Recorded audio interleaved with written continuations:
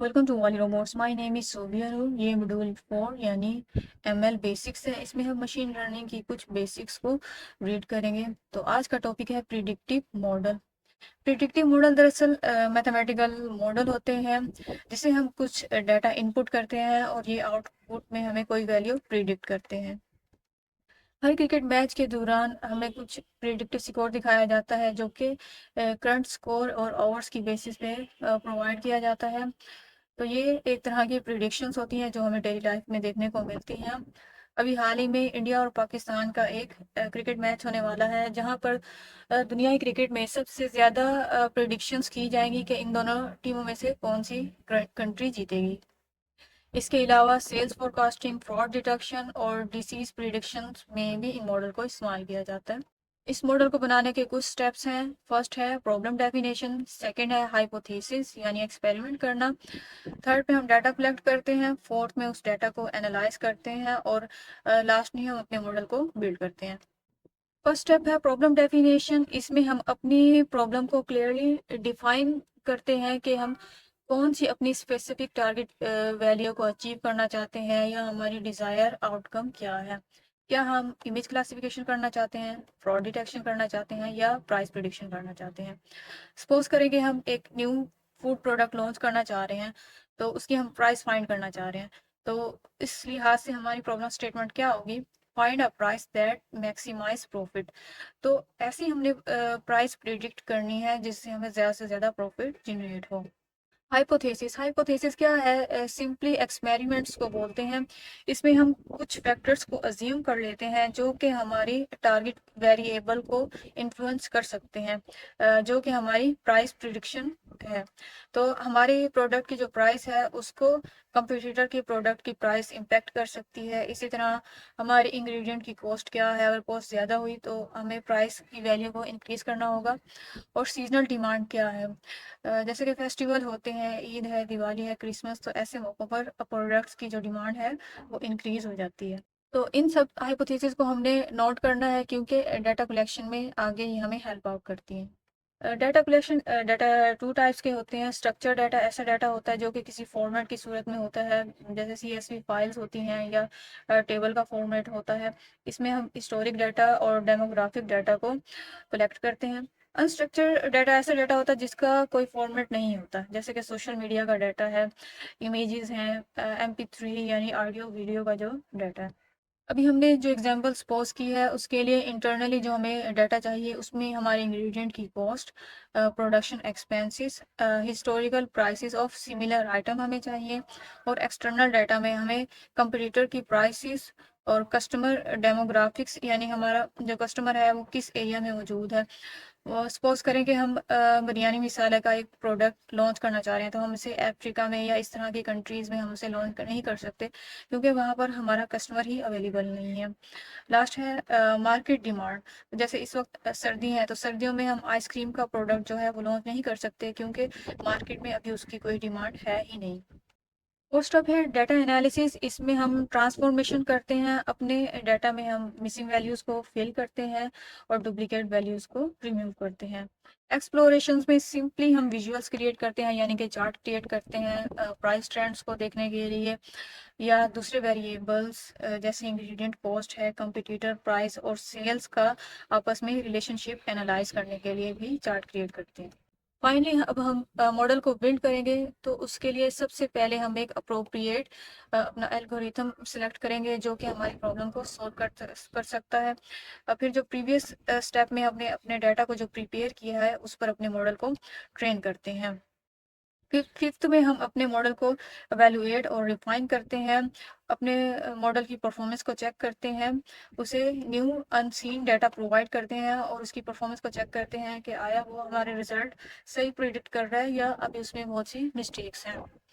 तो इसके लिए हम अपने पैरामीटर्स को भी थोड़ा सा एडजस्ट कर सकते हैं या हम अपने एल्गोरिथम को कम्प्लीटली चेंज कर सकते हैं। लास्टली हम अपने उस ट्रेन मॉडल को डिप्लॉय करते हैं और अगेन उसकी परफॉर्मेंस को हम ओवर टाइम हम मॉनिटर करते हैं। इसका मेन जो मकसद होता है वो हमारे मॉडल की एक्यूरेसी और इफेक्टिवनेस को इंक्रीज करना होता है। तो प्रिडिक्टिव मॉडल्स के लिए बहुत से एल्गोरिथम मौजूद हैं। यहाँ हम कुछ एल्गोरिथम्स को रीड करते हैं। फर्स्ट है डिसीजन ट्री। डिसीजन ट्री नाम से ही जाहिर है, जब भी कभी हमें कोई डिसीजन लेना होता है तो हम इस एल्गोरिथम का इस्तेमाल करते हैं। सपोज करेंगे आज का वेदर कैसा होगा, तो इसके लिए इमेज में देखें। सबसे पहले हम वेदर को 2 पार्ट्स में डिवाइड कर देंगे। अगर टेम्परेचर ज़्यादा हुआ तो हम उसे सनी कहेंगे, अगर टेम्परेचर लो हुआ और क्लाउडी हुआ तो उसे हम रेनी वेदर समझेंगे। रेनी वेदर में मजीद हम विंड को चेक करेंगे, क्या विंड स्ट्रॉन्ग है या वीक है। अगर विंड स्ट्रॉन्ग है तो इसका आंसर होगा यस, तो हम सजेस्ट करेंगे कि हमें रेनकोट का इस्तेमाल करना चाहिए। अगर विंड्स वीक हुई तो हमें अम्ब्रेला का इस्तेमाल करना होगा। तो इस तरह की प्रिडिक्शन जो है वो जापान और कोरिया जैसी कंट्रीज में बहुत ज़्यादा इस्तेमाल की जाती हैं। डिसीजन ट्री कैटेगोरियल और न्यूमेरिक दोनों तरह के डाटा को अच्छे से हैंडल कर सकता है। ये एक तरह की हायरार्की बनाता है हमारे डिसीजन पे। देखिए पहले वेदर था, वेदर से इसने उसको हायरार्की बनाई रेन में, रेन से नेक्स्ट इसने विंड में एक हायरार्की क्रिएट कर दी। रियल लाइफ में देखें तो एक बैंक अपने किन कस्टमर्स का लोन अप्रूव कर सकता है, उसके लिए भी डिसीजन ट्री का इस्तेमाल किया जाता है। रिग्रेशन, जब भी इंडिपेंडेंट और डिपेंडेंट वेरिएबल्स का आपस में रिलेशनशिप फाइंड आउट करना हो तो रिग्रेशन का इस्तेमाल होता है। इमेज में देखें, इंडिपेंडेंट वेरिएबल क्या होता है।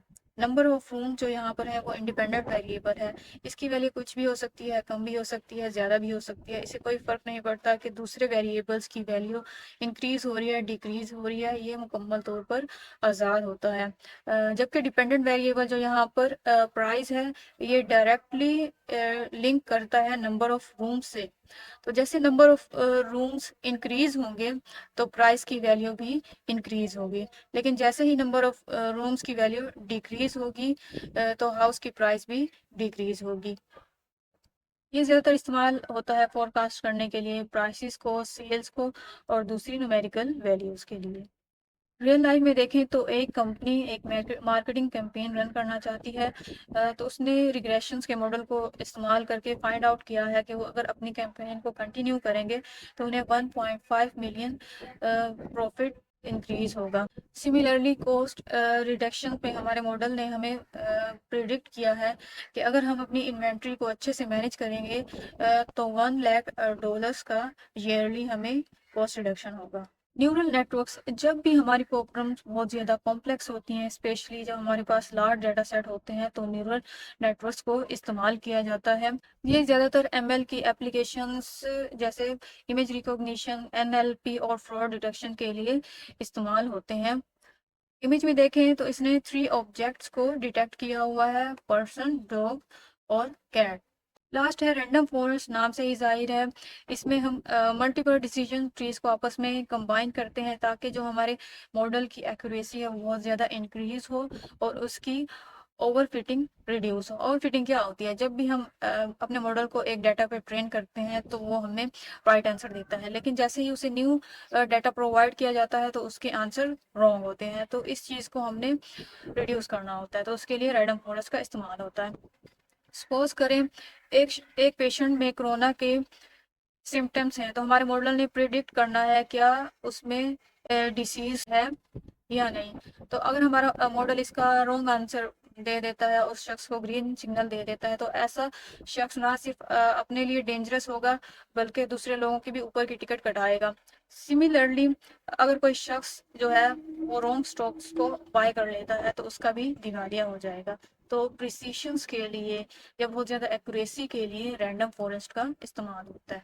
प्रिडिक्टिव मॉडल्स हमारी बहुत सी कॉम्प्लेक्स प्रॉब्लम्स को सॉल्व करते हैं, हमें डिसीजन मेकिंग में बहुत ज़्यादा हेल्प आउट करते हैं। तो प्रिडिक्टिव मॉडल्स को हम इस्तेमाल करते हुए अपने बिजनेस में हम इनोवेशंस ला सकते हैं, अपने बिजनेस की आउटकम्स को हम इम्प्रूव कर सकते हैं विद डिफरेंट इंडस्ट्रीज। आप इसकी थ्योरी मीडियम पर सोबियानूर के नाम से रीड कर सकते हैं।